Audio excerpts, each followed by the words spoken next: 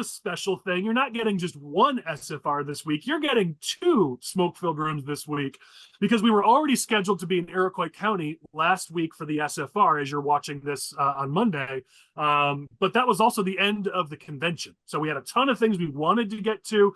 We were talking about farming. We were talking about agriculture, central and eastern Illinois politics. There just wasn't time to get to the convention. So I got a group of really smart people together. We're recording this on Friday afternoon before the weekend. We're going to release this Monday morning to talk specifically about our takeaways from the Democratic convention in Chicago. So that's going to be our sole topic on this special extra edition of the Smoke-Filled Room.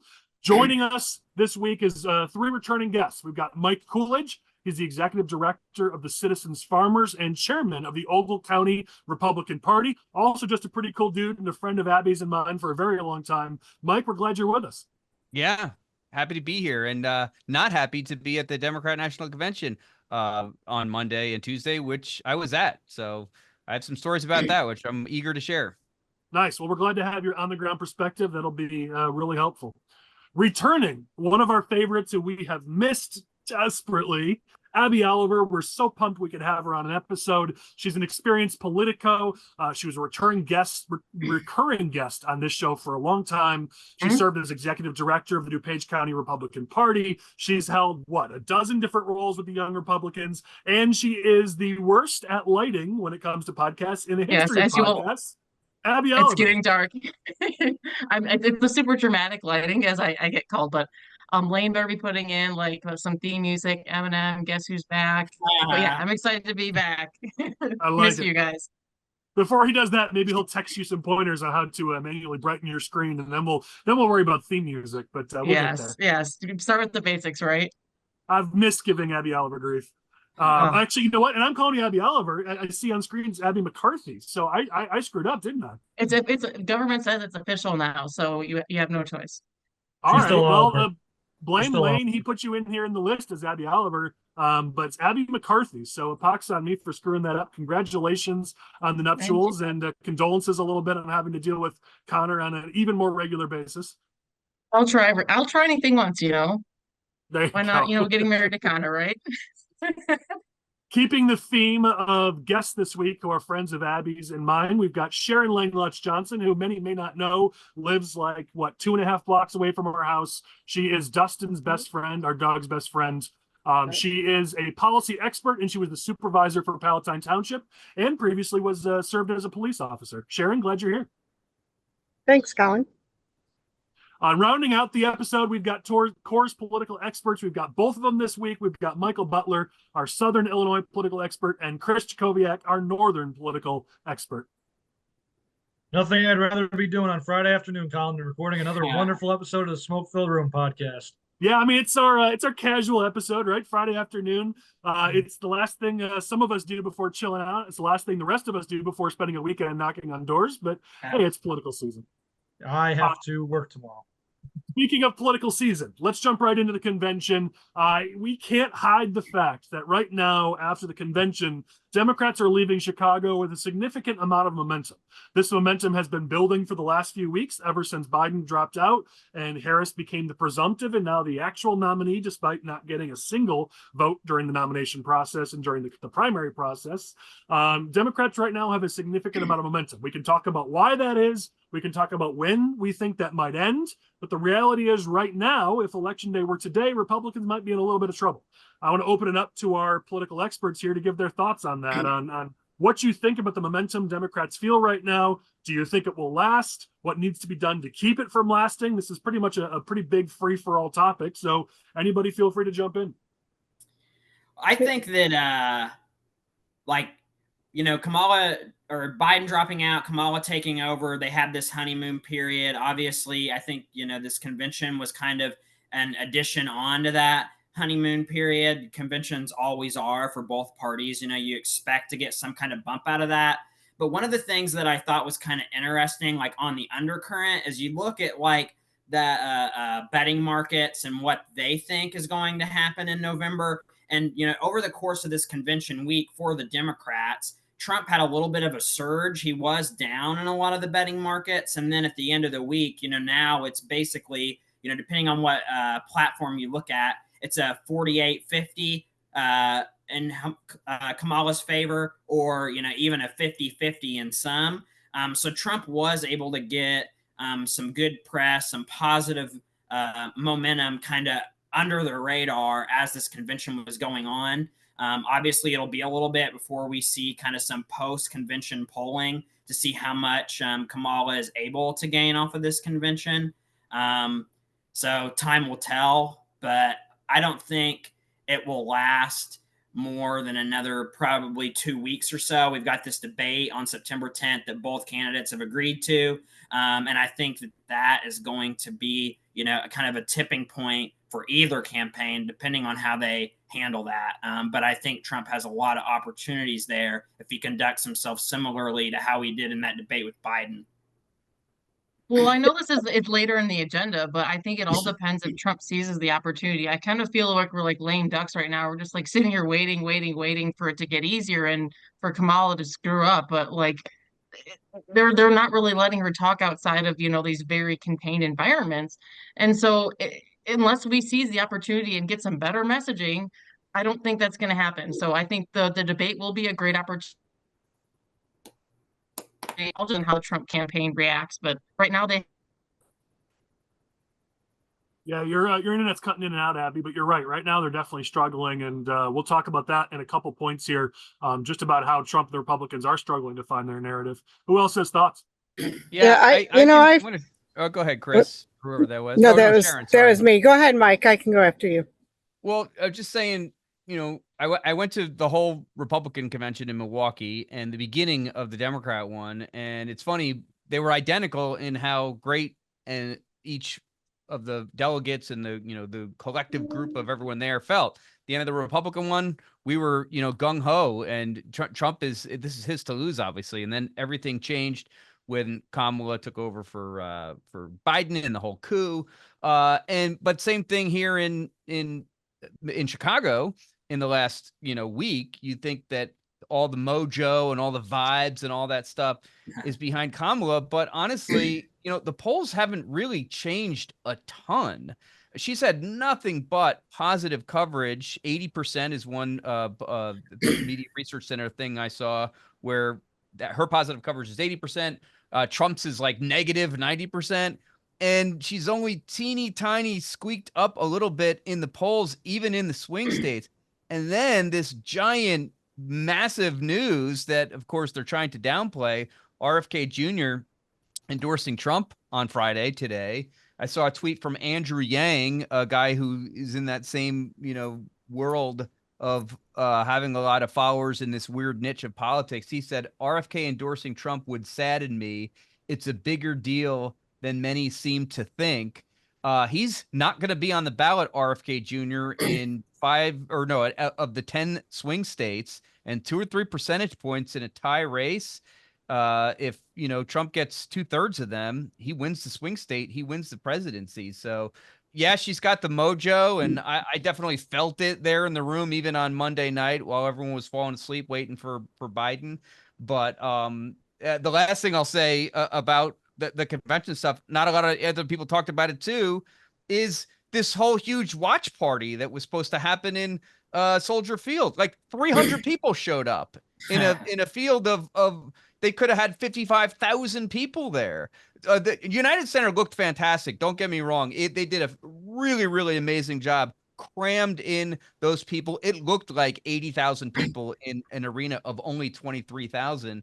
But the fact that it was a beautiful night last night, they were free to go to Soldier Field, and nobody showed up. I think everyone was in that room and they couldn't get in. I don't know. I think that the mojo and the vibes behind Kamala Harris is a little overblown. And I think we're going to see that really, really soon when these post-convention polls come out.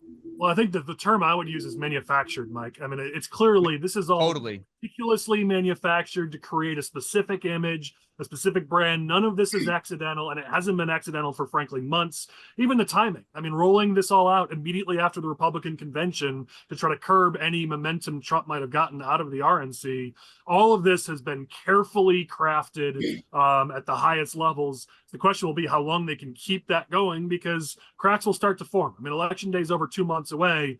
I don't know if you can keep this kind of a perfect narrative going for another 2 months. As Michael said, the debates on September 10th might be a big indicator on just how long they can keep this rolling. Sharon, what were your thoughts? Yeah, there's a couple of things. I feel like we're back in COVID where they're hiding Kamala from speaking as they hid Biden. But even so, I think a lot of those polls are based on, people that generally always vote Democrat. And I can guarantee you, I have, some diehard, always Democrat voting people that have quietly told me there's no way I'm voting for her. And especially after she picked her VP candidate, that really sealed the deal for them. And I'm talking at least 3 people out of 5 from one family that have never voted for a Republican in their life. And they are voting for Trump. As much as it's going to kill them to do it, they do not want Kamala and Walz in there. They just don't. And I think that, we're going to have the same thing before. All these polls are going to come back and say, oh, yeah, Trump's down, just like we did with Hillary. And it's not going to happen. Well, that bump, I think it's, Chris, I'd ask you, and you probably have your own point you'd like to make, and feel free to do so. But before you do, just respond to this if you could. When you look at polling, Mike made a really good point. Generally, you're looking for a bigger bump during your honeymoon period. I mean, the fact that, as Michael said, you're only looking at a few points of a lead for Harris, depending on which polls you're looking at. This is her apex. I don't know if she's going to get higher than she is today. As voters learn more about her, she will come down to earth. Maybe it's only a few points, but this is likely the highest point she'll reach in the polls, not a midpoint. So the fact that she's not up by 5 or 6 or 7 or 8, that would concern me if I'm the Democrats. If she's only up a few points in the middle of her honeymoon, when voters know very little about her at this point, that would concern me if I was the Democrats. But Chris, I'm curious what you think about that. Yeah, so there's a few things in regard to polling. Number one, every poll that has Kamala up right now typically also has things within the margin of error. So this isn't like Kamala's running away with these polls. There was a poll in 2020 that had Biden up 20 points in Wisconsin. That was not anywhere near reality in 2020, but the media ate it up. They said, look, Trump's getting destroyed in Wisconsin. This guy's got no chance. And obviously the 2020 election was, all things considered, an extremely, extremely close election. And the other thing here, in terms of national polling, is right now Harris is up 1 or 2 points in national polling. That's a Trump victory, because Harris could win the popular vote by as much as 5 or 6 points. And that still means Trump could win the election with the Electoral College. So it's not as though there's some landslide polling here that shows Harris is winning this election. No, in reality, the polling probably still shows that Harris is losing this election and Trump's still a favorite, like Michael's talking about the betting markets. The concern more so is that Harris has momentum, is moving in the right directions, and theoretically she could continue going higher. She hasn't done so yet because I don't think they've done a lot of real campaigning yet. But as of right now, Harris has momentum, but Trump is still, again, he's the favorite to win this election, even if the betting markets don't tell you that right now. Trump, from a political perspective, I believe, still the favorite. Democrats have momentum, and I have more thoughts in the convention, but I want to make sure that we don't overlook anything. Appreciate it, buddy. He always outperforms polls too, right? He always outperforms polls, by a couple points. Well, and people forget. I mean, we've talked about a number of times in this episode. We always like to remind people that polls can only test half the equation. Polls test affinity, which is how would you vote if you voted. Polls cannot test propensity in terms of will you actually go vote. That's why you hear all the time from people like us saying it's all about turnout, because it is all about turnout. The polls are simply telling you if everybody voted, here's what the election would look like. That's all the polls are telling you, but it really comes down to who shows up. And to Chris's point, and Mike, you were making a similar point, Trump always overperforms the polls because his supporters are more passionate to go to the polls than, as you saw with Hillary, as you saw with Biden, and as you may possibly see with Harris, though we don't know yet. We haven't seen that data. So at the moment, you have to assume Trump will continue to overperform any polls that you see. So if he's only down by 1 or 2 or 3 in polls, that puts you at tied or maybe even Trump up a little bit. Collin, they have to tell the truth too. So there's people like me, every time someone calls for a poll, I tell them exactly opposite of what I'm going to do. And I know, and what about those people that are diehard Democrats? They don't want anybody to know that they're going to vote for Trump. That surprises me so much that you do that, Sharon. I like Butler, to what have do you fun. say? Yeah, let me add 2 quick points real quick. So I saw this poll. This is before Kennedy dropped out, but Fox News did a poll of just Kennedy supporters, and they asked them, if Kennedy were to drop out, who would you vote for in November if the options, were Trump and Kamala Harris? And 41% said that they would vote for Trump. 17% said that they would vote for Kamala. And then the other, 25, 28% either said that they were undecided or that they would not vote at all. So he's, based on that poll, Trump's beating Kamala among those Kennedy voters by 14 points, which that could really play a factor in a lot of these swing states with the margin being as close as they are. Because we've seen some of these swing states, Kennedy was getting 4%, 5%. Well, if Trump gets, 40 to 50% of those voters, that could really swing a state and that can make an impact. And I know once you do the full math on that, Michael, just to make sure we're clear here, if Trump is winning by 10% or 13% of 5%, you're now talking about 0.5% in the total election margin. So just to make sure we're being clear about what number we're talking about. But I think Chris made a good point this week in our Discord about why Trump is winning amongst those voters. It's simply because any RFK supporters from before who were only doing it because they hated Biden have already gone home to Harris. So anybody who's left are the group that didn't go home after Biden dropped out. So that's why you're seeing those numbers. But if you're talking about half a point to a point, that helps. But let's not pretend like this is going to be a 3 to 5 point swing in swing states. No, absolutely not. I mean, you're talking, maybe 0.5% or something, but when you've got polls that say, Kamala's up by 1 point in Nevada, well, 0.5%, I mean, that's some significant movement. And then to the point where we were talking about kind of how some of her support seems like it's kind of, astroturf, if you want to kind of do the converse of kind of that grassroots support. One of my friends who lives in Dallas, he has 2.5 million followers on Instagram. And he got an email from one of the PACs that's affiliated with the Harris campaign saying that we will pay you to endorse Kamala Harris. And obviously he was sending that out to people saying, like, can you believe this? Like, you look at his social media feed, there's no way. I mean, he's a Trump supporter. He always has been.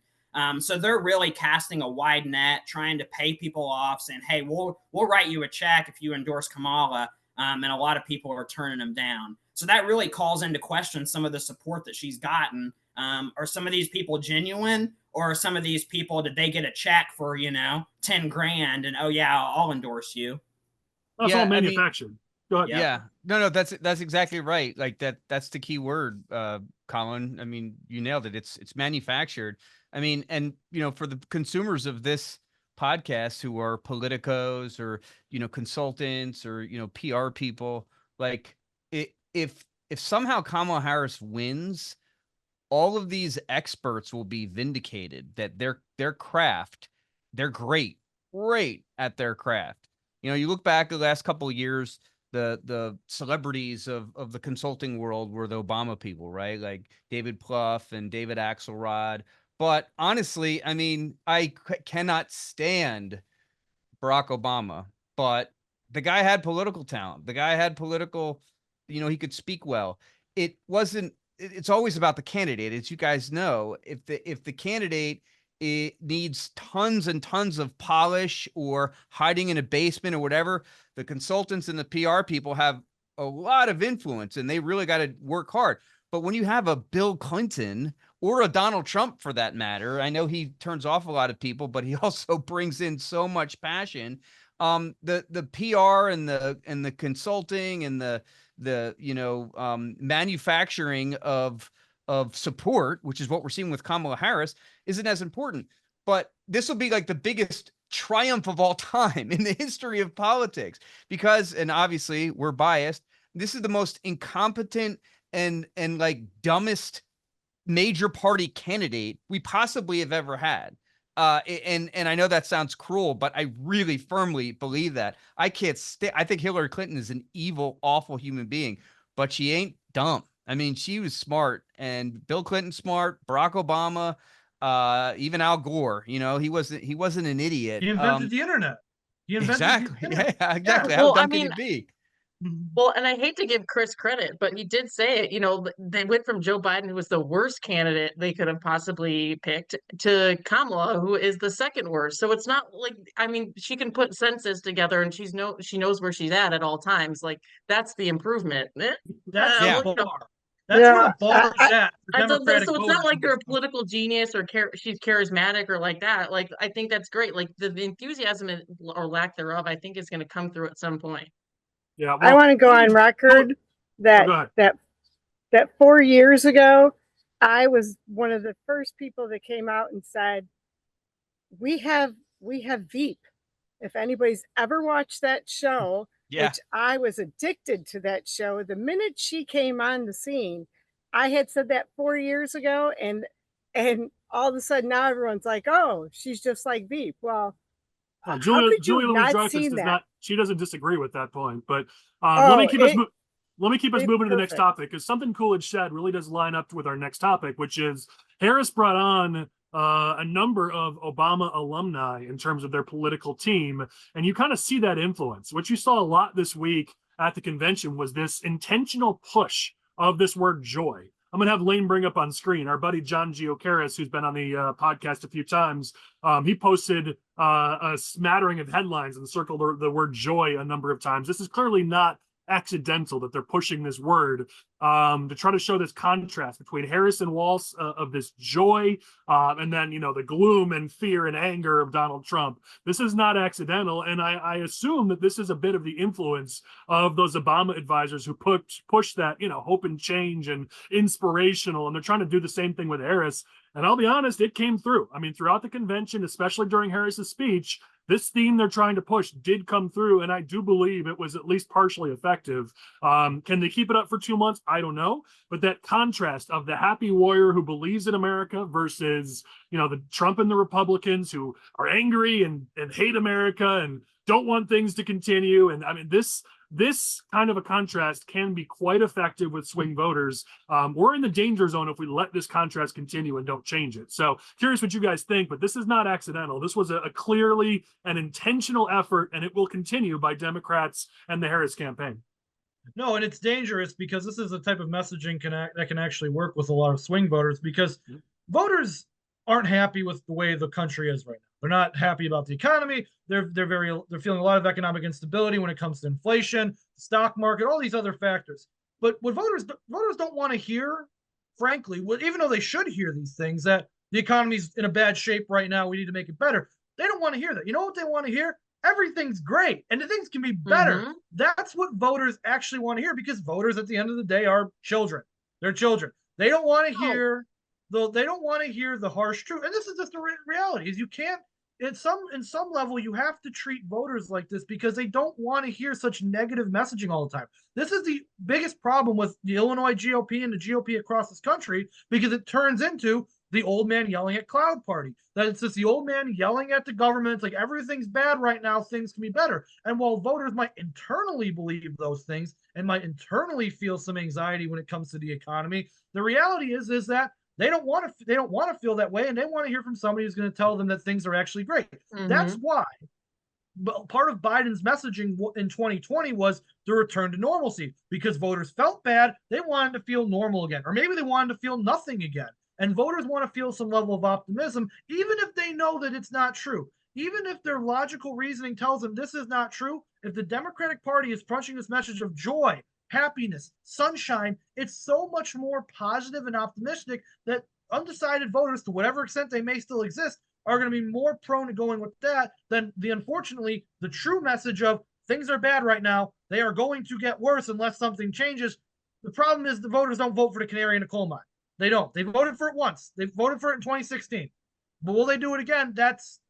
I don't know if they will. I mean, listen, you hit the nail on the head with Illinois. I mean, we've been preaching this and screaming about this for 2 years now, since the last election, because we've got the data to prove it, that while the voters do agree with us that there are challenges in Illinois and that our economy is rough here, they don't agree with the doom and gloom message. It has struggled for us as Republicans in this state. It's a struggle now nationally with the Trump campaign. As you said, Chris, voters want to be made to feel good, whether it's true or not. And this is a struggle for us at every level as Republicans right now. You have to Well, be I able think to we should- say like the like. Hold on. I haven't been able to do this in a long time, Butler. Let Abby go first. Okay. Oh my gosh, and I think we like get so hung up and we forget that, voters like I think gosh, I'm agreeing with Chris again. This is terrible. I've been gone too long. I know. But voters are not children, Chris. But think about it. When you're knocking doors, when you're talking to normal people, they just politics is a very emotional thing to a lot of people. So it's a mistake for us to not appeal to people's emotion. We're so busy getting caught up, but we're right on the issues. But we're right. Like it doesn't matter how you feel. Just know that we are right. And also that whole concept of, well, we don't want to compromise, we don't want to do this. We only want to do it our way. And if we just took a second to maybe talk to people, and have a normal human conversation, and then maybe down the line, okay, I see we're getting along now. Now we can talk about, issues like how expensive your groceries are. We don't have to always hit people on hit the nail on the head. Well, and Abby, one thing we teach in our class about communications and how you reach voters is a simple fact that people will forget what you say, but they'll never forget how you make them feel. And if you think about these conventions, if you watched Harris's speech, if you watched the Democratic convention, heck, even if you watched the roll call, I mean, it was brilliant what the Democrats did, making it into a DJ and having it be fun, whereas Republicans were all business because we love our business meetings of reading the roll call and having some golf claps. I mean, Democrats right now are succeeding at making people feel good. And in the era of politics we're in right now, people vote based on how they feel. They don't think, they vote on how they feel. And right now, Democrats are kicking our butts in that regards. Butler, since I cut you off, you get to go next. It's all right. I was just going to say, part of the equation is explaining why they suck, but then the other half of that equation is explaining why we are better. And that's, I think, the trap we fall into a lot of times as Republicans, is we say, hey, don't vote for this guy because they're terrible. But that's only part of the equation. The other half of it is, this is why you should vote for me and why I would be better in that role than the other person. Because people don't, I mean, you can convince people to not vote for Kamala Harris, but that doesn't mean that they're necessarily going to vote for Trump. They may not show up at all. Well, listen, I'm going to be the one who says this, and so I think it lends a little credence, where you can't just be negative all the time. What I mean by that is, I grew up in Cook County style politics. I'm damn good at negative campaigning. Sharon, you've seen some of my campaigns. I'm notorious for it. I'm very good at it. And yet even I don't go negative 100% of the time. There's a healthy balance, because you can't do that. You will turn voters off. So even if I'm saying you can't be 100% negative, that's got to mean something. Yeah, I mean, I think. Go ahead, Sharon. Go ahead. No, go. Well, I mean, I'm pushing back a little bit. I lean more towards the go negative side, especially when things are so bad. I mean, they're objectively terrible. I mean, here in Illinois, we just had the unemployment numbers come out. We're the second worst. We have the second worst unemployment in the whole country. JB Pritzker sure doesn't sound like he's talking that way. He does make people feel good. You're right. But that needs to be pointed out when state representative candidates and state Senate candidates are knocking on doors right now this weekend. They need to inform voters that we know that either you or your neighbor aren't doing great, or you probably know a couple people who are unemployed. That's because of the current regime in Springfield. We want to change that. There's ways to point out negative facts with doing it with a smile on your face, Exactly. And well, Mike, that was the key. The feeling thing right. It's how you do it that matters. Yeah, exactly. How you do it is really, really important. It can't be doom and gloom, but damn, there is a lot of, and nationally our job numbers were being lied to all of this time, and no one's really even reported a million fewer jobs than what we were told over the last year. Yeah. We can't be afraid to point that out, and Trump better not be afraid to either, and I don't think he will.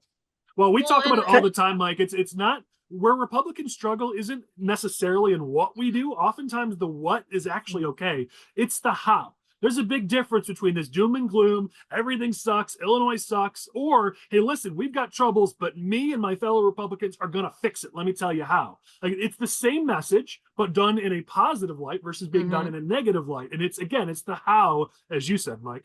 Sharon, go ahead. I was just going to put a point to what exactly you said. Was my extra neighbor was at the convention on Tuesday, And, she said, oh, I know things are going to change. She just said this to me this afternoon. Oh, things are going to get better. Things are going to change. And I'm thinking, you're the same party here. And I just spent $180 on groceries for one person at Aldi. Aldi. I didn't even go to Jewel. I mean, so they just, but she will never vote for a Republican. So we know that. But, it's the other people that actually are starting to wake up a little bit. But you're right. As far as our message, we have always been on the defense. We've never been on offense. And it's frustrating to watch. It's frustrating to read. It's frustrating to work in that environment. Until we learn how to talk to people and just realize that they're human beings and not stay to that one specific thing that, so you're not going to agree with somebody on. There are so many more things that we all can work together on and leave out the stuff that we're not going to agree on. Well, if anybody can help us with this, our new GOP chairman, Kathy Salvi, is the most optimistic person on the planet. If there's anybody who can take our negative message and frame it in a positive light, it's her. So that's one of my big hopes for her as she took over, is if she can help us, even just in that one small area, she'll have made an impact on our party. Let me move us to the next topic just because I want to keep us moving here. And this is pretty similar to what we're already talking about, which is that Trump and Republicans right now are really struggling to find a narrative against Harris. And this is our party top to bottom. But you can see right now they're just throwing spaghetti against the wall trying to find something that's going to stick. I saw an ad they put out that had like 3 or 4 different negative points they were trying to make, clearly just doing A/B testing to try to see what actually moves the needle. But right now, they don't have a message that's going to work for November. Again, it's only towards the end of August. I say only, there is a little bit of time to find this message, but there's not a lot of time. If we don't have this post Labor Day, we're going to be in a lot of trouble. We've got to find that narrative, that message. And she has a lot to hit. Trump's got a good narrative on his success in life versus her lack of success. He's got a good narrative on his results versus the failures of the last 4 years. He's got a lot he can cover on her being so far left progressive and how that doesn't match the country. There are potential narratives here. I don't really know why we're struggling to find a narrative that will work, but we really are struggling right now. And I don't know why we didn't have this already in place. Exactly. At the very least, after that debate, when the entire country recognized the fact that Joe Biden is not there anymore, and there was at least the outside chance, or at least there was a higher likelihood after that debate, that there was a chance that they were going to swap Biden out with Harris, the wheels should have already started turning at Trump HQ. They should have already started getting all this stuff in place. But I think there was this idea that we can keep Biden in this race, guys. We can keep Biden in this race because they were going to walk into victory with Biden in this race. So obviously they should have pursued that.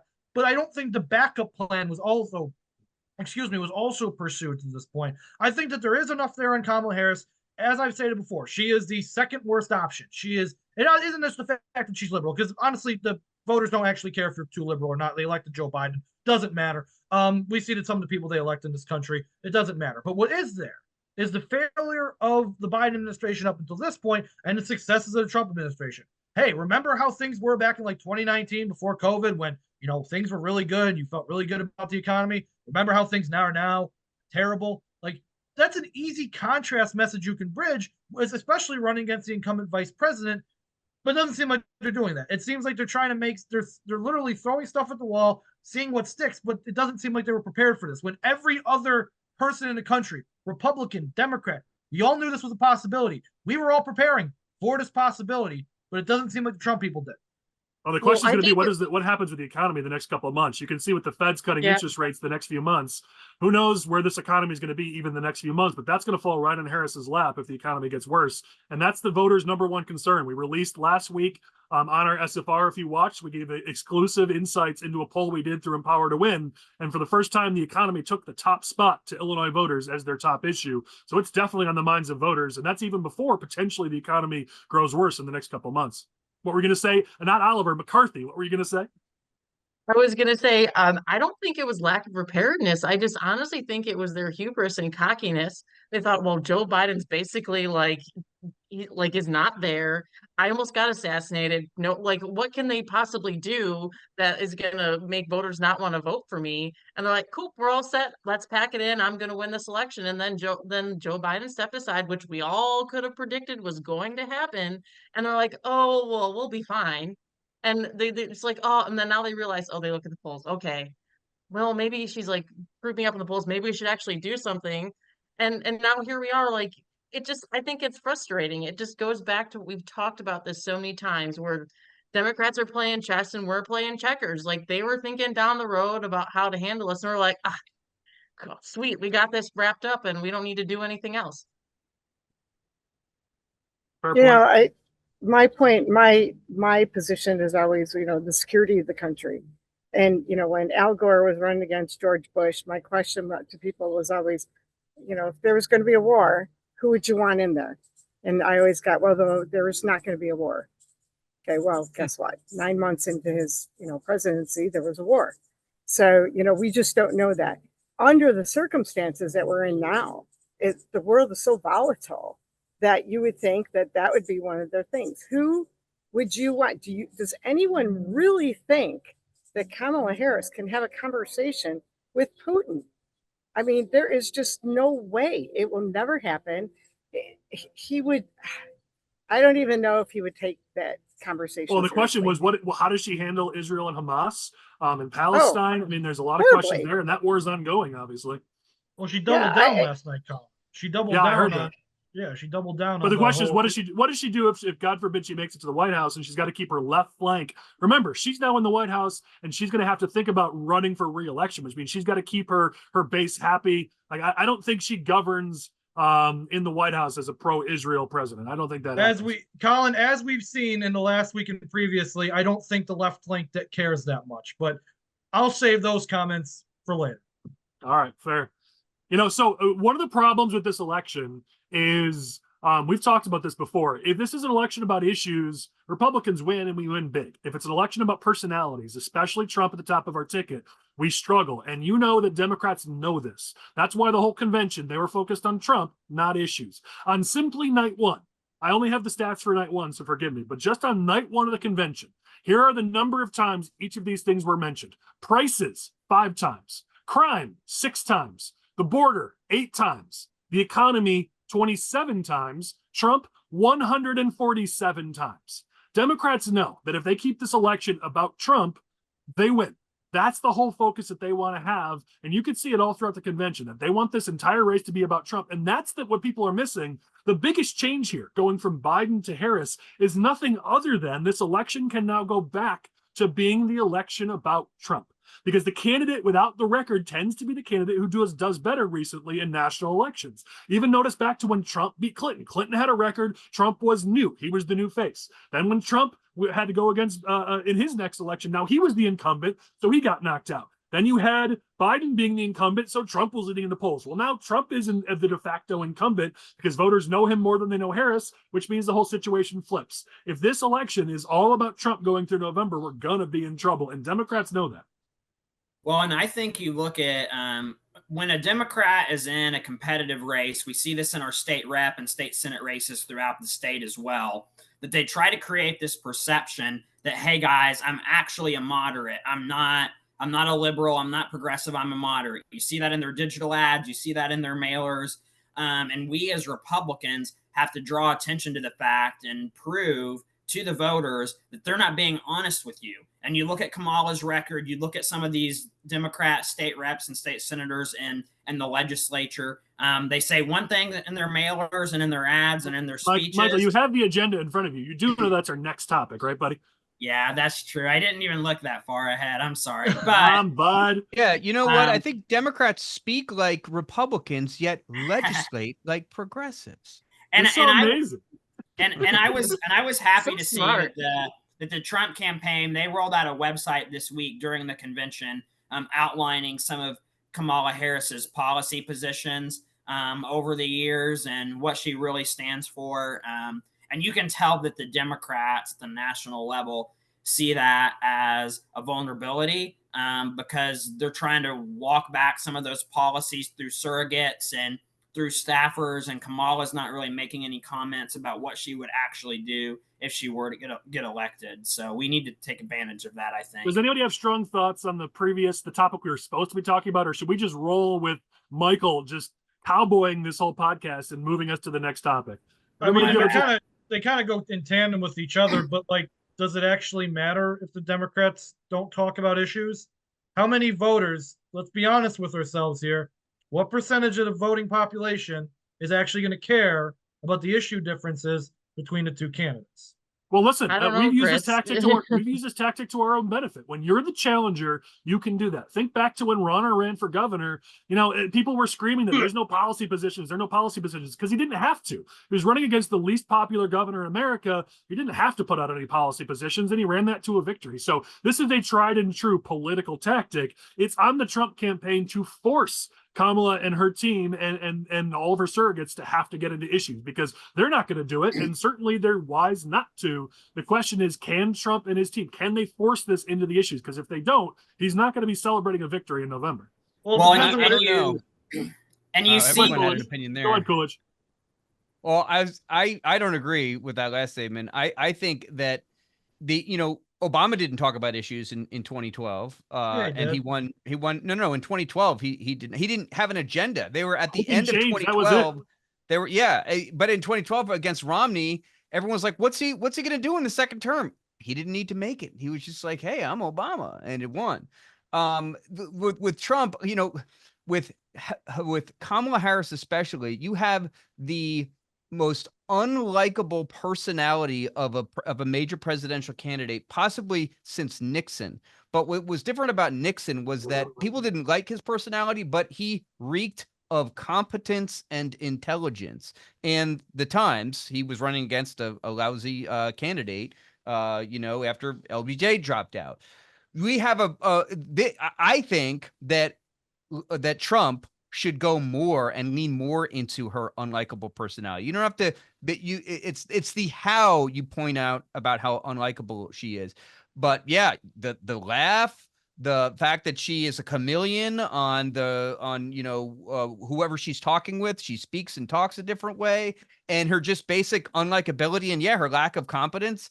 I think he should talk about that more. The issues, of course, are important. I think people are going to vote on the issues, but she's so insanely unlikable, and people know that. It's proven that she is. The data shows it. She was the first one to drop out of the presidential race because she couldn't get anyone to vote for her because she's so unlikable. He needs to lean into that before the issues, I think, and play the same game that she is, and I think he can win on that.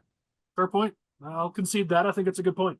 Let's go to our next topic, and Michael will be in the penalty box on this topic. We'll see if we let him speak on it. But this is something that just stood out to me. I said it on last week's podcast. The word that stood out to me during the whole DNC was hypocrisy. I know we've talked about this before, but it seems like Democrats have gotten even more brazen. If you listen to the words that they say, even if you look at because I'm a nerd enough that I read the whole Democratic platform when they released it, the Democratic Party platform. If you read their platform, it's basically they talk like they're Republicans. Let me just give you some of these from Pritzker's speech. He talked about investing and creating jobs, despite the fact that, as Mike said, we have the second highest unemployment in the whole country. He talked about how during COVID, we supported small businesses and jobs, which is the opposite of what they did during COVID in Illinois, the exact opposite. He said, there's one universal thing that we need that our businesses say all the time is people. We need workers. And yet we have the highest out-migration rate in the whole Midwest and one of the highest in the whole country. He said that Republicans are the ones driving workers away, when it's the opposite. Florida, Texas have the highest in-migration of workers. He said in his speech, Democrats are for lower taxes, less inflation, more business growth, none of which is true. He put $1 billion in new taxes, mostly on businesses, and he's been trying to raise taxes the entire 6 years he's been in office. He said we've cut taxes for everyday people when the opposite is true. He said that Kamala Harris and Tim Walsh wants a country where we can all live with a little serenity, despite the fact that it was Pritzker who said we all need a little chaos. He said that himself. He said we're all for affordable groceries, when under Democrats in inflation, groceries are up almost double, and in many cases over double. In the Democratic platform, they took credit for creating jobs, for lowering health insurance premiums. Anybody here actually going to say your health insurance right now is cheaper than it was before Democrats took office in the White House? They took credit for lowering prescription drug prices. Tell me anybody who's paying less right now for their drugs. Talked about helping students catch up on their learning loss, when that learning loss is the direct result of shutting down all the schools, which was Democrats who did that. They talked about, I kid you not, they took credit for putting more police officers on the beat. That's in their platform. They took credit for that when they're the ones who want to go away from the police force and defund the police. They took credit for securing the border. Again, I kid you not. They took credit for lowering energy costs. And here's a kicker: securing energy independence, when they're the ones who are, because of them, we're no longer energy independent. Last thing is they took credit for protecting communities, when again, their entire pro-criminal agenda is doing the exact opposite. I'll stop my rant with this. Kudos to the Senate Republican leader, John Curran, and his comms team. They put out an excellent quote after Pritzker's speech, calling him out on all of the lies he told and the hypocrisy of the many things that he said during his speech, when it was 100% the opposite of reality. It drives me crazy when we let Democrats get away with this, because they talk like and they campaign like Republicans. They say all the things we say, but when they legislate like progressives. Well, and it comes down to, Collin, that we don't have anybody coming out and saying that. You're telling us that here, but where are the commercials? I mean, where are the commercials that are telling people, you know, when I became a police officer, there were 150 people at my test. And that was a low number. Now, they're lucky if they get 10 people at each test. They're doing 4 tests a year. Each list lasts 2 years. I was the last person hired off of my list, and I was number 17 out of, I think it was 98. You know, so it's not like it was. Nobody wants to be a police officer. Nobody wants to be a nurse. Nobody wants to be a fireman or a paramedic. So, you know, why are we not putting that out there? Why are we not putting this information to people that, hey, we can't hire enough police anymore. We can't hire enough fire or nurses. We can't get surgeries, but it took me 3 months to schedule my foot surgery just for this week, because there aren't enough nurses to actually be in the ORs. And we've got a scary doctor insane. shortage right now in this country too. Yes, it's insane, but nobody wants to do it anymore. But why are we not out there saying exactly that? These are the things that people are most concerned about: safety, healthcare. I don't get it. You know, I said this on the podcast last night. The great thing about politics is you can just lie. And the problem with the Republican Party right now is, and what we're dealing with the Democratic Party, is that voters trust the Democratic Party. They just do. Especially left-leaning voters, centrist voters. They trust the Democratic Party more. So if the Democratic Party comes out and they say, we're going to cut your taxes. They say, all right, sounds good. Yeah, the Democratic Party, I could see them do that. The Republican Party comes out and says, we're going to cut your taxes. And they're like, when has the Republican Party ever cut my taxes? That's the mentality, I think, of a lot of voters right now, is because the way the Republican Party presents itself, it isn't a very trustworthy figure. What have the Republicans done for me lately? Well, frankly, nothing, because, well, Trump hasn't been in office since 2021. Even with the Republican-controlled Congress, nothing has gotten accomplished because the Democrats control the White House.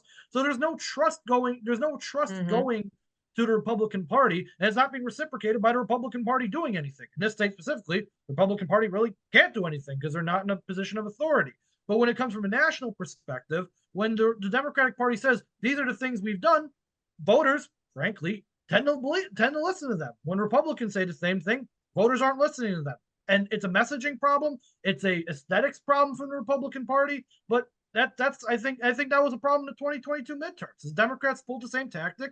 They came out really far ahead doing it by basically saying Democrats are fighting inflation. Didn't matter that inflation was through the roof. It was just that, hey, the Democrats are fighting inflation. Go with those guys. Well, no, here's what it comes down to, Chris. I remember we did that poll after the 2022 election, and they said I'm forgetting the stats off the top of my head, but they trust Democrats over Republicans to govern the state. So it's I think it's a trust factor. So they can say whatever they want, but they know that because voters trust them, so they can take advantage of that trust if they want, because they know that they have that trust from voters. So yeah, I mean, obviously this has been something I've railed on for years at this point, but we're going to have to call him out on his hypocrisy. I mean, Mike, I know on your end, you guys are doing a lot of work with ledge candidates throughout the state, making sure Republicans win in Illinois. You know this, I know this, we all know this, that Democrats are going to be in the airwaves. Problem with doing this in my backyard. Democrats are going to be in the airwaves for 2 months in a lot of these districts, saying we've cut your taxes and we've lowered your property taxes and we've fought your cost of living and made it lower. And none of that is true, but they're going to put millions of dollars behind it. And voters, if they don't hear the opposite narrative, are more than likely to agree with that and to believe it. So this is our headwinds as Republicans: is, you know, Democrats can get away with lying because they know the media ain't going to call them out on it. So what do we do about it? All right, everybody seems like they've had their say on this one. Just for our viewers, we've had people take time out of their schedule on a Friday afternoon to record this. I know, Mike, we're going to lose you very soon. So if everybody sees Mike drop off, it's simply because he only had a limited amount of time to join us. But Mike, I want to thank you before that happens. Thank you for being here with us and giving us of your time, and your lovely wife, Joan. Say hello to us for us. I'll go to the next topic in case you have thoughts, and you can be the first one to share if you'd like on that topic, just in case you got to go. But our next topic here is one that has rankled a lot of people, and I think rightfully so. Planned Parenthood at the DNC was offering free abortions and free vasectomies, basically in a food truck. Not really, but basically it was like abortions and vasectomies on wheels outside the DNC. And I guess, Chris, you kind of predicted this back in the day, but it kind of blew my mind a little bit. I mean, it's one thing to support a woman's right to choose, as the way that they like to word that. It's another thing to celebrate, to literally say, hey, come get an abortion. This is great. Let's do it just out on the streets. This is fun. To me, that even if you're supportive of abortion, I feel like that maybe takes it a little bit too far. I don't know what you guys think. Yeah, I'd like to know if they even had anybody do it. That's actually they were fully booked up. I heard they completely had no spots left. Yeah, I heard a reporter on the air this morning say that the report back was that there was 2 vasectomies and 10 abortions, and that is on one particular day. So they definitely did perform some of these things. I mean, vasectomy, whatever, but abortion, in my opinion, is the murdering of an innocent human life. Well, and how obsessed are Democrats with sex? I mean, why does everything always have to be about sex? They always like to say we're obsessed with sex, and yet we want to talk about the economy. We want to talk about cost of living. I don't know very many Republicans who are in any way even want to talk about these sex topics, and yet Democrats, it's sex, sex, sex, sex, sex, sex, sex. Yeah, you know, it's funny. I ran. I was in a parade recently, and I was driving the car for Ogle County Republican Party, and most of the people were happy, and 99%. But the woman I drove by said, "You're taking away women's rights, reproductive health." And I thought about it, and I just kind of shut it up, and then I said, "We're against murder of innocent life." We need to say that a little bit more, and I think we get scared off from the abortion topic too often. There's clips of Hillary Clinton and Joe Biden in 2008, not in 1998, not in 88, 2008, not that long ago, saying still that abortion should be safe, legal, and rare. The modern Democrats are getting tattoos bragging about their abortions. We're a sanctuary state for abortions, or it's a travel destination, Illinois, now for abortions. We're the abortion capital of at least the Midwest. Yeah, that's ghoulish. And I'm not Catholic, and I respect Catholics a lot, and I respect the pro-life cause that's been really out there for years, which in many ways was the Catholic charities and whatnot. But that political group of showing that the aborted fetuses in front of Planned Parenthoods, that's one way. I don't know that topic is persuasive. We need to be bolder about pointing out that it is innocent human life. And when they say, well, what about rape and incest? I was in the room at the DNC when that young woman got staged and told this awful story about her being raped by her stepdad, and she had to carry him to term. I mean, just terrible, terrible stories. The counter to that is simply, okay, can we talk about the non-rape and incest abortions? Can we talk about the people who might be getting abortions right outside of the United Center right now today because Planned Parenthood is out there, who are just doing it because it's inconvenient for their life and they've decided they want to end this life? Like, I think we win on that question. Even the polling shows that people think that there should be, vast majorities of Americans think that there should be restrictions on the second and third trimester of abortions. So we shouldn't give up on this issue is my point, I think. And it definitely was brought into light on the on this thing. I really do appreciate you inviting me to this. Everyone who's here, Collin and Abby and Sharon and Michael and Chris.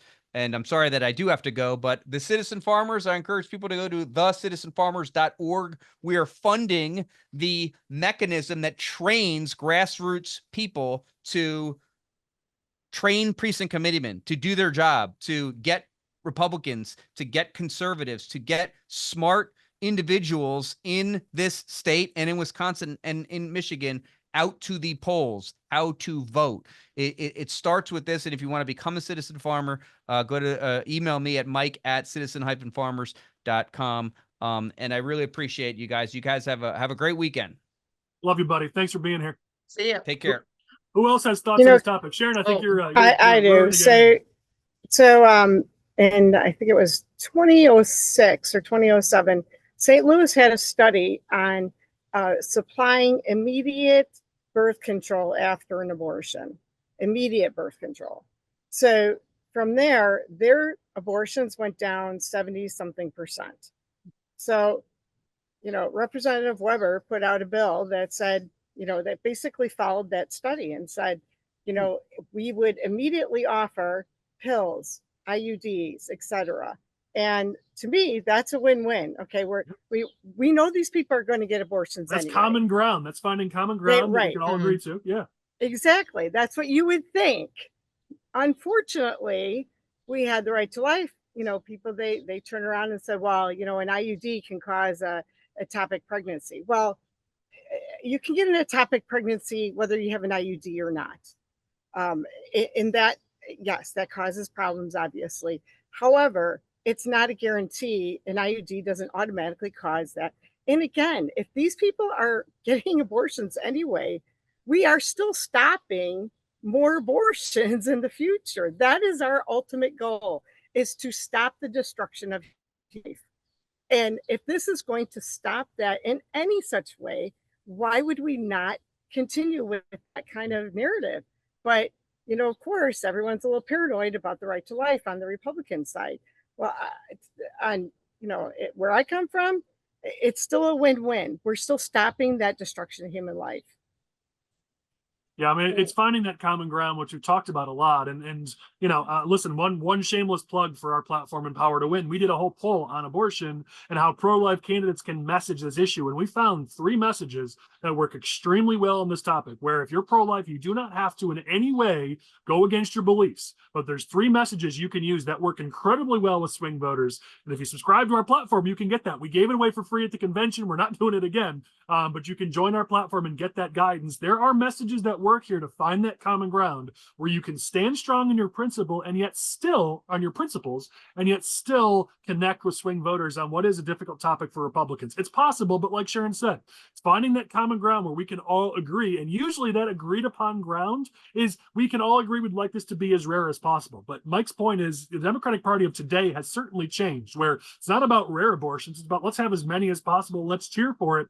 And I know a lot of people who support abortion and a woman's right to choose. So even that makes them a little queasy, say this is not where we wanted this movement to go. We want women's rights, but it's not about celebrating the act. It's just about making it so that it's available, it's safe, it's legal, and it's rare. That's the movement. But the modern Democratic Party has taken this way further than that. For those who don't know, that Pritzker does have mobile abortion units, like trailers, basically around the state for exactly that. And they're all near the borders. They're all near St. Louis. They're near, Chicago, near the Indiana border, etc. I mean, it's a logical conclusion of their messaging is that if abortion is healthcare, then it should be encouraged in the same vein as brain surgery should be encouraged. And going to the doctor. Brain surgery?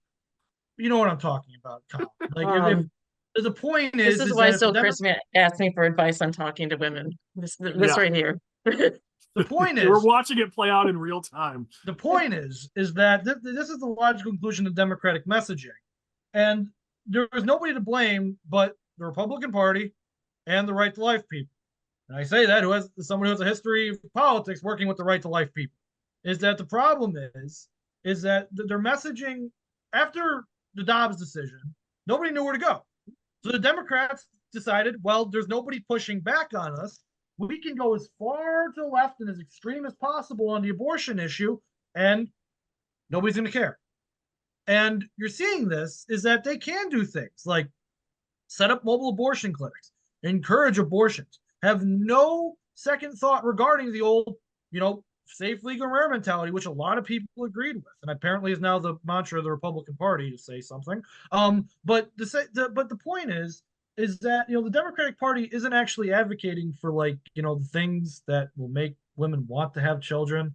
I want to give a shout out to the Democrats for Life who actually did a diaper drive while the Democratic National Committee was performing the mobile abortion clinic and actually doing something to make sure that unexpected mothers could have diapers for their children, those sorts of things. That's the productive things that I think the Republican Party needs to talk about. And if you want to build a contrast, that's where you can do it. You can talk about things like providing for unexpected mothers and the poor in society, but that's another problem. The Republican Party isn't very wanting to do that. So I think there needs to be change on the Republican Party, or else the Democratic Party is going to keep running what they got, and what they got, as abhorrent as it may be, is working for them. Well, let's use this as a transition to that next topic, which is the Democrats are desperately trying to make November not just about abortion, but contraception, IVF. These are the topics Democrats want. They say it over and over that if the election's about these issues, we're going to win. They've been trying this for a long time. Obviously, during the Republican convention, Pritzker put up ads about abortion all surrounding the RNC. And they've been pushing this hard for a very long time. And you even saw it obviously throughout the DNC. At the Illinois convention or the Illinois delegation meetings every morning, this was talked about repeatedly. But you could see there was a little bit of a twist. And I think even they're starting to admit that maybe they need to expand this message because you saw they kept pushing this abortion is an economic issue. That seems to be their big push here. So clearly they're recognizing that the economy is going to be one of the top, if not the top issue going to November. And here's another thing I want to point out.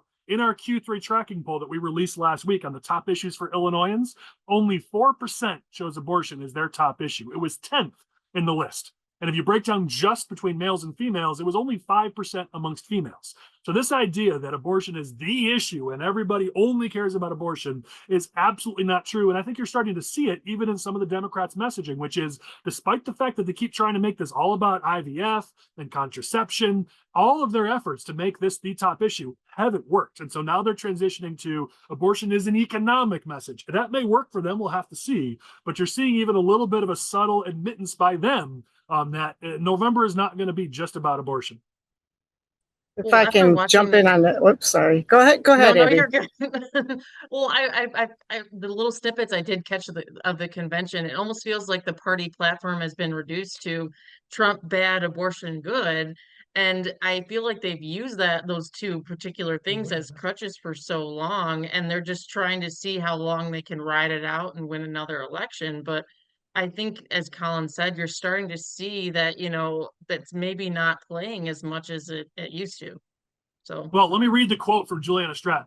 The focus on reproductive rights is the economy for women to be able to work, for women to be able to take care of their children or of our children, for us to be able to put food on the table. Reproductive rights and the ability to decide what's best for our bodies is an economic issue. Again, Stratton doesn't say something unless it came from Pritzker, and Pritzker doesn't say something unless it's part of the whole national strategy. And by the way, they've given us Pritzker's Think Big America has decided to post online their entire analysis on their messaging and why they're doing their messaging. And we're going to possibly do a whole recording on dissecting that for everybody because I think it's really instructive. But you can see it's clearly an intentional effort here to shift the abortion message into more of an economic issue. Well, of course, Collin, you know that I tried IVF myself, so it's a subject that's very sensitive, obviously. But and I only know one particular Illinois Republican that was that ever stated something publicly against it, and that was that was somebody I challenged, and that opinion went under the rug pretty quickly after that. But one out of how many, right? I mean, that is not the opinion of our party. Right. Nobody has ever told me, "Oh, you're a bad person for trying IVF." Okay, first of all, I want to make very clear that Tim Walz did not do IVF. He basically did what I do with my dogs. He did a side by side, what we call a side by side. That is not IVF.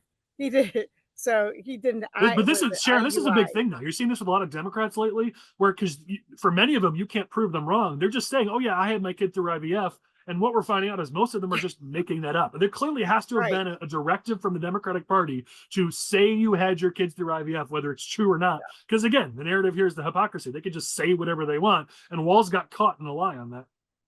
Oh yeah, and his was only IUI, which again is exactly what I do with my dogs when I'm breeding my dogs. So to me, it's the same. IVF. It's consistent with the whole stolen valor idea, though, right? Just for those of us who have actually had to go through IVF, it kind of ticks us off when people lie about it. Right. And nobody goes into IVF wanting to kill embryos. Nobody we just want to have children, and that's really what it comes down to. But and I'm offended, and I think that's something that we need to really go after the Democrats when they sit there and tell me that Republicans are anti-IVF. That is so offensive to me, because I tried IVF when I was 35 years old through 41. So that is so beyond my thought process, and always was beyond my thought process. That where that idea even came from that allowed them to put that on their agenda, I have no idea. But until we get out there and say we believe in IVF. We just aren't really big about sacking away 50 million. How you do embryos. it, not what you do, it's how you do it. Right. But again, as we've talked about, Sharon, and you know this well, my little baby boy, my precious Teddy, is here because of IVF, and we did not discard a single embryo. So it's possible to do this and still follow the ethical and moral guidelines that many Republicans hold. Both things are possible. It's not an either or scenario. Yeah. And people don't understand. You can freeze as many eggs as you want. They're not fertilized. So they don't go around fertilizing, 10 eggs ahead of time. They do 2 at a time. And those 2 are generally implanted immediately. So it is very rare for people to, sperm's the easy part. The eggs are not. So, you can freeze as many eggs as you want. So there is ethical ways to do it. And until, we get out there and explain, where we're at, then they have nothing to say. Then they can't turn around and say, "Oh, no, they're lying." Well, not when we're coming out and saying, "No, we support IVF." But I have never heard that come out of a Republican. Yeah, well, you've heard me vent to you both on air and off air about that. Yeah. Well, you and who me else has both. thoughts on this? I mean, this is clearly a big topic. Democrats want this election to be about abortion. That is their big push. And even if you look at Pritzker's Think Big analysis, they even showed and admitted in that analysis how abortion as an individual issue just isn't really moving votes for them. They know it. They get it. That's just why they're making this transition. Well, and we saw a little bit of that during the previous midterm election when Janet Yellen at the Federal Reserve and Stacey Abrams, who is running against Brian Kemp, who was a big election. She's a big election denier. But they made comments during that election that abortion is good for the economy. And Stacey Abrams even said that abortion is a good way to reduce inflation. And they got a lot of blowback for that. And we'll see how it works for them this time. But I think it's just insulting. It's a bad path to go down. I mean, I don't think that is going to be very effective, especially when listen, if it was going to work, then 2-4 years ago, we would have seen record female turnout when the data shows the exact opposite to be true. So, Chris, I know this is an issue near and dear to your heart. You're muted, man. What's up? I try not to go into the weeds on this stuff too much. You know that, Collin. But I think specifically of just the transition here of Democrats pushing abortion, or is it they're shifting to the economy? I'm just curious what you think about it. Well, I mean, my big thing here is that the Democratic Party is going to keep pushing the abortion messaging until it's proven that it doesn't work. Even if their polling data is showing that only 4% of people might care about this issue, the fact of the matter is that amongst the, like, what is a big portion of the Democratic donor base is the abortion lobby. The Pat Brady's of the world, they're the ones who are giving money. I got to throw it in there, guys. Come on, you know me. But the Pat Brady's of the world and all their donor friends are a big force driving the Democratic Party nowadays. So they have to appeal to that donor class. But until you can prove that the abortion messaging doesn't work by beating them on this issue, they're going to keep using that. And across this country right now, the abortion messaging, when given the A/B test on the ballot by referendum, or even in a pure abortion versus pro-abortion versus pro-life matchup, right now, it's the pro-abortion side, pro-choice side that's winning. So until you can prove, as a Republican Party or as an independent or as any person who just wants to oppose abortion in some way, shape, or form, until that side actually picks up a win at the ballot box, the Democrats will keep running with it. The donors in the Democratic Party are going to keep pushing it. And it's up to the Republican Party through other messaging, be it on the abortion issue or be it on any of these other issues that we're talking about here. It requires a win in order to move things in a different direction. But until and Chris, as we've talked about, the abortion message for Democrats is not the issue itself. It's to prove that Republicans are weird, crazy, can't be trusted, blah, blah, blah, whatever it is they want to prove. Which we do, the Republican Party does a good enough job showing as it by itself. The Democrats don't really need to push this messaging because the Republican Party throws out yahoos every election to do their work for them. Irregardless, yes, like it's part of the weird messaging because and part of it's with young people because the Democrats have a lot of Harris's messaging right now is tailored towards a very, very online group of young people. And whether or not it works at the ballot box in November, we're going to see. But they're making that message, and their message is, hey, the Republican Party is weird. They're a bunch of old white guys who have no idea what's going on. You guys love your abortions, right? You guys love all these other things the Democratic Party stands for, right? Yeah. So vote for the Democratic Party against the weirdos over there. So until the Republican Party becomes cool again, which I don't think will ever happen. I don't think anybody thinks the Republican Party will ever be cool outside of the Hulk Hogan performance at the RNC. That might have been the time in the limelight for cool people in the Republican Party. The Democratic parties are going to keep running with it. The way you make them stop is to beat them. Well, we just need Michael Steele to come back with his hip hop Republican Party stuff. For anybody who's old enough to remember when Steele was sounds terrible. No matter the Republican RNC, that was his big push. It was pretty funny. That sounds terrible. That's what we said back then, even. All right, let's keep moving because we're almost out of time. There's a few things specific to Illinois I want to point out. We'll probably have some quick combos on these, but it's worth talking about. First thing is, I don't know if anybody noticed this, but I think Pritzker gave, and some of the other Democrats did this too, but Pritzker in his speech, I think kind of gave Republicans an opening. So here's his quote. We have a choice, America, between the man who left our country a total mess and the woman who has spent 4 years cleaning it up. And I think it's time we stopped expecting women to clean up messes without the authority and title to match the job.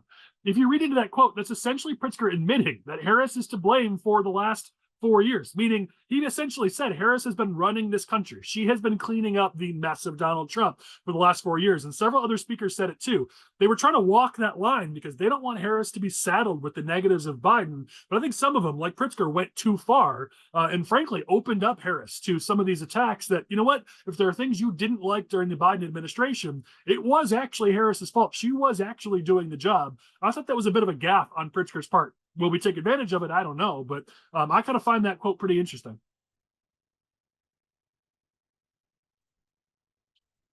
And apparently I was the only one. I actually, honest to God, Colin, I don't see the logical track from that because, like, they're saying, are you focusing on the part where he says that women shouldn't be reliant on cleaning up? No, the fact that Harris spent 4 years cleaning it up, meaning she was the one doing it, not Biden. She wasn't sitting around behind the scenes as VP. She was actually calling the shots. So if you don't like anything that happened the last 4 years, the Democrats can't just be like, oh, it's okay, it wasn't Harris. According to Pritzker, it was Harris. I feel like we're stretching things here, Colin. Like, there are, like, you can make a way better message than one quote. Oh, yeah, you can, but it's, well, I think that we can chew gum and walk and talk at the same time. I think you're stretching things. That is what you're doing. I mean, yeah, you could make that argument without a Pritzker quote. Like, you're looking too much. It's a good tweet at the very least. I think that she kind of wants to have it both ways, where she's saying like, "Hey, I'm running for president and I'm not tied to the current administration," but then she wants to take credit for things that the administration did, and it's like, how do you thread that needle? How do you say like all the good things are because of me and all the bad things are not my fault? Like, that's exactly that's what Pritzker's been doing in Illinois for 6+ years, right? Everything good is because of him, and everything bad is Rauner's fault. So, and the media doesn't ever call him out on it. A lot of the bad is because of Rauner. Again, let's not forget that. A lot of the bad is because of Rauner. Not everything, though. All right, let's go to the next thing. The next thing that I thought was kind of funny and kind of interesting. I'm certainly not the only one who picked this up. Some of the media even picked up how funny it was. But just before J.B. Pritzker takes the stage, Bernie Sanders was on stage, and he railed against, here's the quote, "Billionaires should not be able to buy elections, including primary elections." And then Pritzker goes up there, who spent $250 million on his campaigns, and just opened up that whole thing. It's not a big deal, but come on, we can have a little fun here. I mean, when Pritzker goes up right after Bernie Sanders is railing on billionaires in government and in politics, that's a little bit fun. They probably could have done a better job of planning the schedule on that one. Maybe not having Pritzker go right after. But one of the things that kind of stood out to me that Pritzker talked about was he's made some comment about how maybe the reason why Trump attacks Pritzker so much is because Pritzker has more money than him and he doesn't like that, or something along those lines. So then I looked it up, and according to Forbes, Pritzker is worth $3.5 billion. And Donald Trump is worth 6.9. That was their analysis in May of this year. So it's just not accurate. Trump's got twice as much money, according to the analysis, as Pritzker does. But this is just it's just a slap fest between billionaires. I don't give a crap who's got more money. I just think the idea here of railing on the influence of billionaires and millionaires in politics, when it's been proven that the wealthy vote Democrat over Republican almost 2-1, that the wealthy donors all donate to Democrats significantly more than Republicans. The Democrats are the party of the wealthy now. They're not the party of working families anymore, and yet they're still pushing this narrative that billionaires, millionaires are bad, and that's all Republican. And frankly, other than Trump, we don't got a lot of billionaires and millionaires in this party. They're all voting Democrat. Well, and Pritzker's starting to get a brown nose from kissing his own ass. That's his problem. And look at where it got him. He did not get any of these jobs that he was going for, and it's just sad. So now he just has to keep trying to inflate his ego. Michael, this is Michael, he can't reach. He can't reach. That's a level of dexterity I'm not sure he's possible or he's capable of. But this is Pritzker's MO. Remember, Pritzker's political career began with him begging Blagojevich for a job. I mean, this is honestly, this is more the Pritzker that we know. Is he inherited his money? Let's be clear about this. He inherited his money, and then he goes and begs powerful people for jobs. I mean, and he throws his checkbook around as the reason for it. And that to him is success. That to him is he's a winner. You know what? You were born on third base, and then you threw your money around, and even then it didn't work more than half the time. So I don't know if I'd call that a winner. Collin, something has to be said about a guy who is a billionaire and he goes to school for political science for his bachelor's. It's one of the easiest degrees to get. I wouldn't know. I never made it to college. You and me both. But I think that's the point. I mean, the Republican Party right now, we've begun to make this transition. We got to move a hell of a lot faster. But we are the party of working families. The data proves it. The people who are open to voting Republican are middle-aged voters. They are middle-class voters. They are working families. They are middle-income families. Those are the people who are most open to our message today, who are most open to voting Republican. Times have changed. We are no longer the country club party that we were maybe even 10, 15 years ago. Times have absolutely changed. I think some people still need to hear that in the Republican Party. Why do you think I keep repeating it, big guy? To the Republican Party watching, you are not reliant on the fat cats and the elites and the country club people anymore. You're reliant on the working people. Make policy for the working people. The rich aren't voting for you anymore, guys. It's true. All right, our last topic, because we're way over time, but we got to cover this. We're going to make a lot of our friends in our Discord unhappy about talking about this, but we got to do it. You look up on stage on Thursday, the ultimate, the apex of the Democratic convention, and there's Adam Kinzinger, former Republican congressman, not Republican former congressman, former Republican congressman, Adam Kinzinger up there stumping for Harris. He's basically gone full Joe Walsh at this point. I mean, I have no problem. I'm going to tell you right now. I have no problem with Republicans, even Republican elected officials who have concerns over Donald Trump. I've got concerns over Donald Trump. You're crazy if you don't. So I have no issue with Republicans who take a righteous stand and say, you know what, I've got concerns about this guy. That's fine. But to then go and endorse the Democratic candidate for president, who's the most progressive candidate we have ever seen in the history of this country, then to put out emails and text messages raising money for that candidate, then to go publicly speak at the convention, encouraging people to vote for that candidate, there's a line and you've gone way across that line. A principled stand would be to simply say, I have concerns about Trump and I'm not voting for him and I don't think you should too. Okay, you know what? I wouldn't rail against you if you did that. You're standing on your principle. And while I may disagree with you, I respect that. But where Kinzinger has gone, he's basically gone full Joel Walsh, which is, please look at me. I want to be important. I want clicks. I want a job. I want to run for something in the future. So I'm just going to basically go and appease the Democrats. That's where this has gone. It has gone way too far. And frankly, there's a reason why. Listen, I've defended Kinzinger in the past. I've taken a lot of grief for defending Kinzinger in the past, and I can't do it. I can no longer do it, not with what he's done over the last couple months.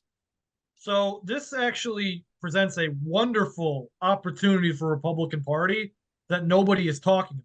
And I kind of alluded to it earlier when I mentioned the fact that Kamala Harris doubled down on the Israel-Palestine thing. Adam Kinzinger was one of the most radical members of Congress next to Liz Cheney. Ironic that they both opposed Trump on foreign policy matters. With Adam Kinzinger, it was bomb, bomb, bomb everybody. And that's not the messaging that the American people want to hear. American people don't want to get into another war. But if it was Adam Kinzinger's way, and if people like Adam Kinzinger, like the Liz Cheneys of the world and those types of people, we'd be in wars across this entire country, across this entire globe. So it's an opportunity for Donald Trump and all these other more, non-interventionist, more traditional conservative type Republicans to say, listen, all these interventionists and all these bomb droppers and all these people who want to send your kids to die off in a foreign war, they're at the Democratic Party now. We in the Republican Party, we don't want to send more money to wars across the country, across the globe that we're not winning. But that's the message of the Democratic Party right now: is more war, more wars we can't win. That's the message of Adam Kinzinger at the DNC. But the Republican, I haven't seen anybody talk about this. I think this is a wonderful opportunity for the Republican Party. Lean into it. They can have that. I don't even think you need to go that far. So here's what I always have noticed: the media has done. They find those like 5 or 6 Republicans who've held higher office, who don't like Trump, and they parade them out.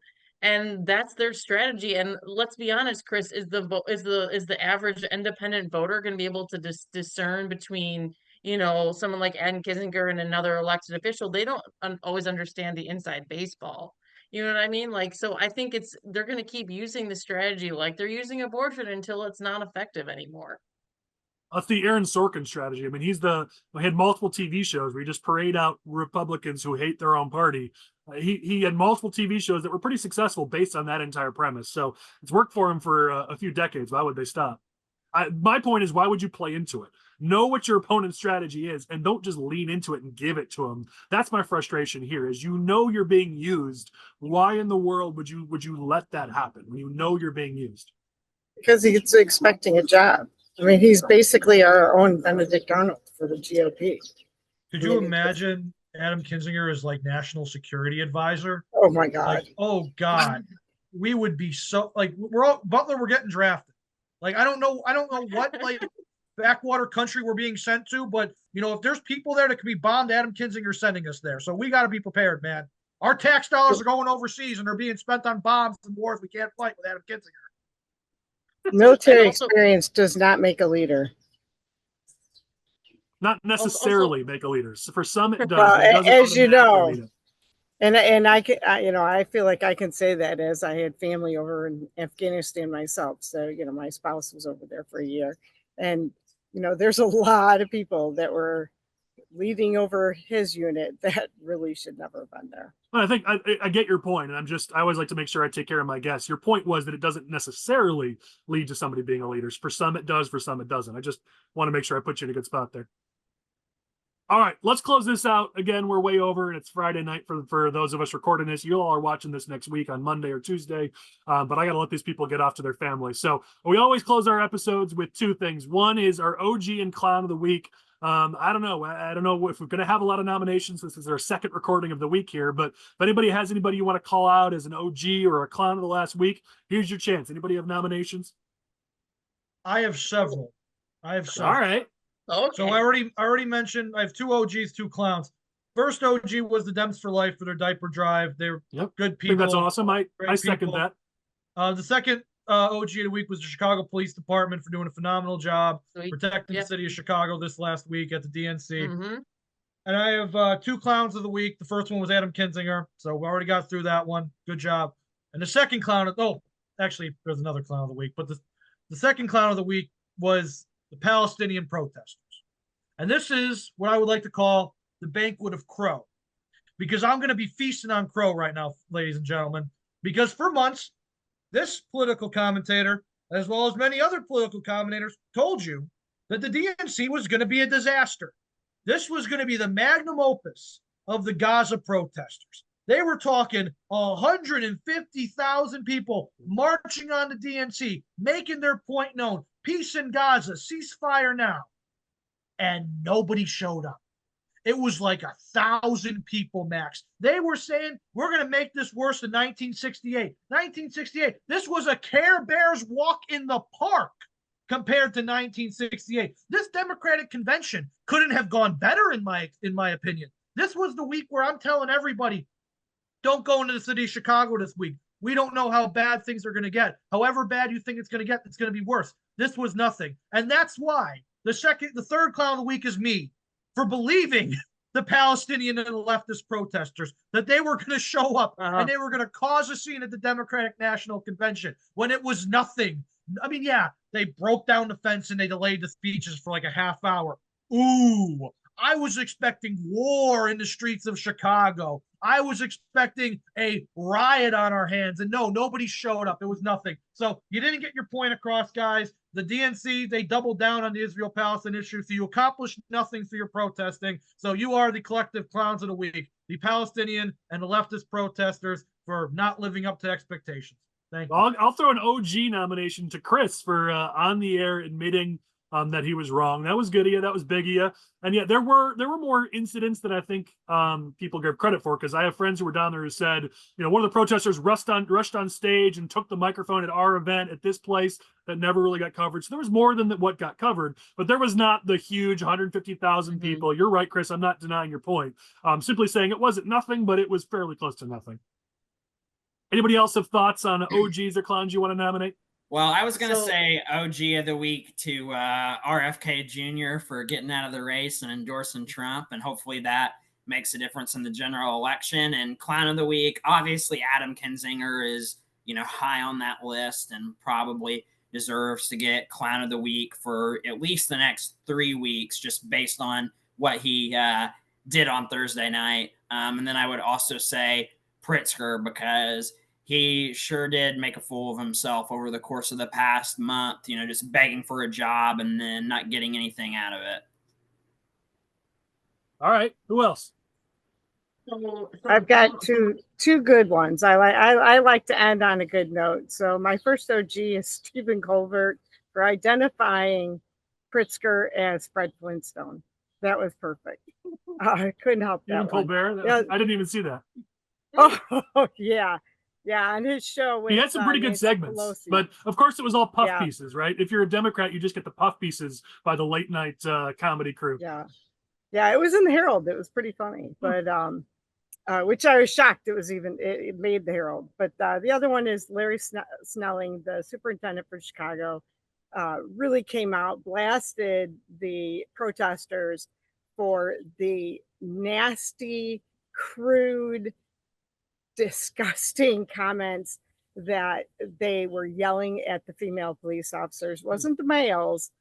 They were attacking the female police officers and calling them more things than my ears were used to by any means.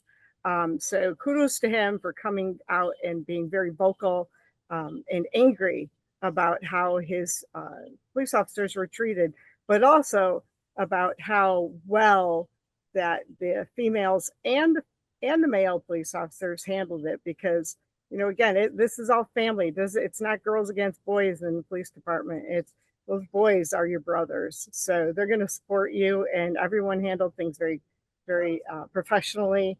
And no one got to them, which was, that's exactly, they did what they needed to do. But, shame on those protesters.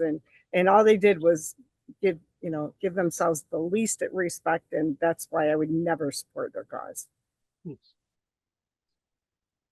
Oliver, sounded like you had some.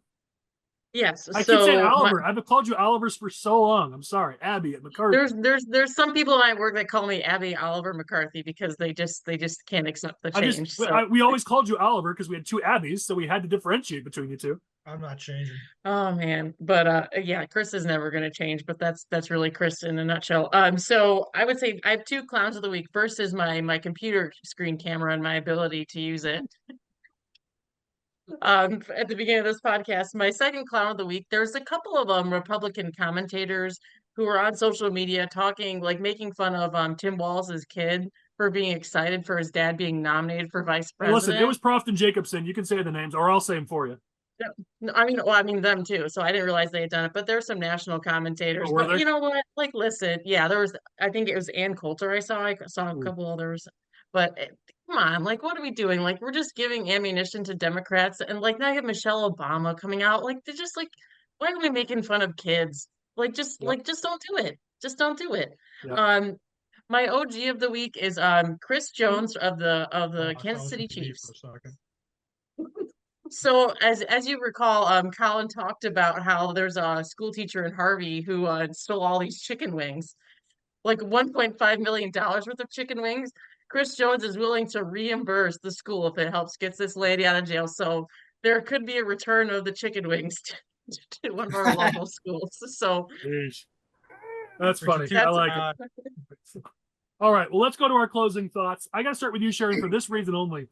If you guys have seen, I've been petting my dog this whole time. He has never been this interested in the recording of an episode, even though he's out here with me every time. It must just be because he knows his best friend. Hi, Dustin. I think he's hearing Sharon's voice. He's been next to me this good entire boy. time. Yeah, he's my bud. All right, Sharon, you get the first word here in closing thoughts.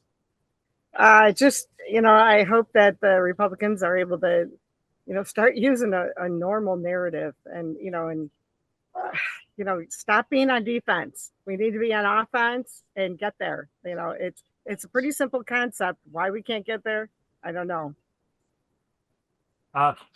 You're not wrong. All right, we've had. I love that we've got some powerful women on this podcast. So McCarthy / Oliver, go ahead and give your final thoughts next. So I was at the state fair last week, and Chris, Butler, Lane, and then John Gieske, who all used to work at CORE as well. We all had this moment where we ran into each other at the same time at the state fair, and we all looked around and were like, wow, this is pretty awesome. And it just got me thinking about all the wonderful times and wonderful memories I have with everyone. Sorry, Sharon, I'm just meeting you, but it got me thinking about all the wonderful friendships and all of the fun stuff and some not so fun things we've been through together. And I'm glad to be back here, and I love you all. So. But you don't miss the email on Friday saying, "Hey, we've got to go get 1,000 petition signatures this weekend." I'm sure you don't miss that. No, I just live vicariously through Chris. He tells me all the stories. All right, Butler, you're next. What's up? I don't know. I think we covered a lot of good ground here, and there's a lot of opportunities out there for us. We just need to make sure that we're calling them out for some of their crazy antics and terrible policies, because that's what it takes. Don't let them get away with this basement campaign again like they did in 2020. All right, Chris, you woke up this week. We got feisty Chris this week, so you get the final word. You brought the heat. What do you got, buddy? As a warning to all of our listeners, over the course of the next several weeks until Election Day, you will witness Chris's descent into madness. This is something that happens each general election cycle. I know I'm not all there to begin with, everybody, but this is where, the rubber really meets the road in terms of my sanity. And this is the time when, people are going to start going insane across the board. We talk about silly season that comes in October, but your friendly neighborhood field director and field staff are going to start going insane over the next several weeks. And that's okay. And, it's important to support your local field directors, support your local field staff, buy them a drink, bum them a smoke, flip them a zin, whatever you prefer. Because, it's the knocking on doors. It's the voter contact that win elections. It's not the only thing that wins elections to those people who are watching, but it's not the only thing that wins elections, but it's the most important thing about elections. So get out there, knock on your doors, raise some money, and listen, be kind to your local field director. Thank you. Well, I think I'll piggyback off that, which is the whole point of this podcast is to equip the right with tactics, with information, so we can go out and win. This is it. The rubber's got to meet the road right now. If you're sitting on the couch on a weekend, you are doing it wrong. We've got just over 2 months to win these elections. And we've got candidates across the board in the state of Illinois who need your help. Go knock on some doors. Go put out some text messages. Don't just think putting up a Facebook post and then flipping on the TV and watching sports or whatever it is doing your part. You got 2 months. And if you don't get out there, you don't get to complain. You don't get out there and wear through a pair of tennis shoes, and you don't get to complain after November because you're not happy with the way things are going. So use the information we give you and get out there and go knock on some doors, go talk to voters, because that's how we're going to win these elections. So please use this information. Don't make our time spent on a Friday afternoon, Friday evening a waste. Please use this information so we can celebrate on November 5th in the evening, because it's the only way it's going to happen. With that, I'm going to say thank you to our guests. Thank you to our team here who participated. Thank you to our audience. Thanks to our producer, Lane Davis, who has had to do 2 episodes this week, which is a lot of work. Abby Corbett, who helps line up our guests. Thank you to her. And to all of you for watching. We will catch you next time on the Smoke-Filled Room.